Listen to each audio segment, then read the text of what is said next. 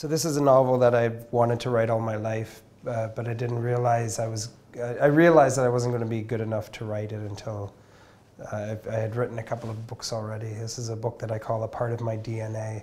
It's a part of who I am and where I come from. It's a novel about the Jesuits coming to a foreign land, but to bring Christianity to a people, a very foreign people. And those foreign people are my mother's people. And I was Jesuit educated growing up, but also grew up in the land where this novel takes place. And so this is a book about my history, and I think a Canadian history and a North American history and a world history. This novel is told through three voices. One is the voice of a white person, and two are voices of Indian person. Could you tell us a little more about them? There's three protagonists in this novel. The first, his name is Bird. He is a Huron war chief, a Wendat they call themselves, and he's a great war bearer for the Wendat people. And he, at the beginning of the novel, violently kidnaps a young Iroquois girl, a Haudenosaunee girl named Snowfalls, and she becomes the other first-person voice in this novel. And finally, and just as importantly, there's a third voice. His name is Christophe. He's a Jesuit from France, and he has come over to the New World to bring Christianity to the Indian peoples. And so the three are very violently thrown together at the beginning of this novel, and then proceed to spend the next number of years together, fighting each other, but also learning to love each other as well. In this novel, we can see two different visions of the world opposing one another. It's a novel about war, it's a novel about peace, it's a novel about human life, but it's also a novel about the landscape and the natural world. One is seen through the Indian perspective and the other one is seen through the European perspective. What was so compelling for you writing such a book? I'm somebody who views the natural world. I understand how important it is, that obviously we can't exist without taking care of it and it taking care of us. But I try never to romanticize the natural world. I realize when the forest and the wilderness is not necessarily a romantic place. It'll kill you as quickly as it will take care of you.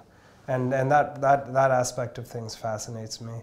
And then I also, there's two very different worldviews of the natural world. There's the Christian worldview that Christophe brings to the novel, the idea that everything is put on this planet for man's use. But he quickly realizes that Bird and Snowfalls look at the physical world very differently, that they are actually not owners or masters of the environment. They are just one small part of a much bigger and fuller and more complex physical world. Writing this novel, you are also bringing back to us part of our history. We know that France was fundamental in the discovery of what will become later Canada and in the creation of that country. How was it for you to get documentation and to read books about New France, La Nouvelle France, as we say? I'm the kind of writer who, when it comes to research, I'm not going to spend years and years researching and then jump into the writing. I knew a lot of the research already, or at least I thought I did.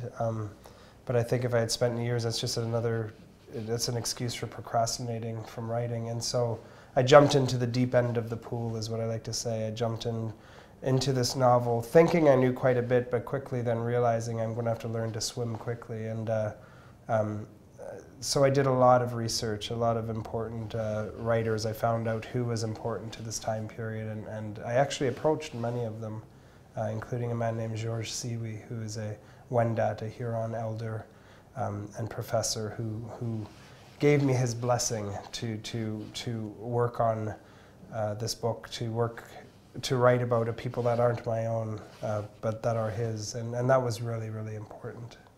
Your character, Christophe, is loosely based on a famous French Jesuit, Jean de Brébeuf, and he is somebody important in Canadian history and French history. Could you tell us a little more about him and his fellow Jesuits? Christophe is certainly inspired by a real-life Jesuit named Jean de Brébeuf, who is from here in France. from Normandy. And Brebeuf went over with a number of other Jesuits in the time of Champlain to act as the tip of the spear. These soldiers of Christ were to go out into the wilderness to bring Christianity, to bring their religion to the sauvages. And they went over knowing that they probably weren't going to get home. They weren't going to make it back home alive. So these were almost suicide missions that they were doing. And that fascinates me, this idea that you believe so strongly that you're willing to literally put your life on the line for your beliefs. And this is something that I think the Indians really admired and looked at and really appreciated and saw a bravery in.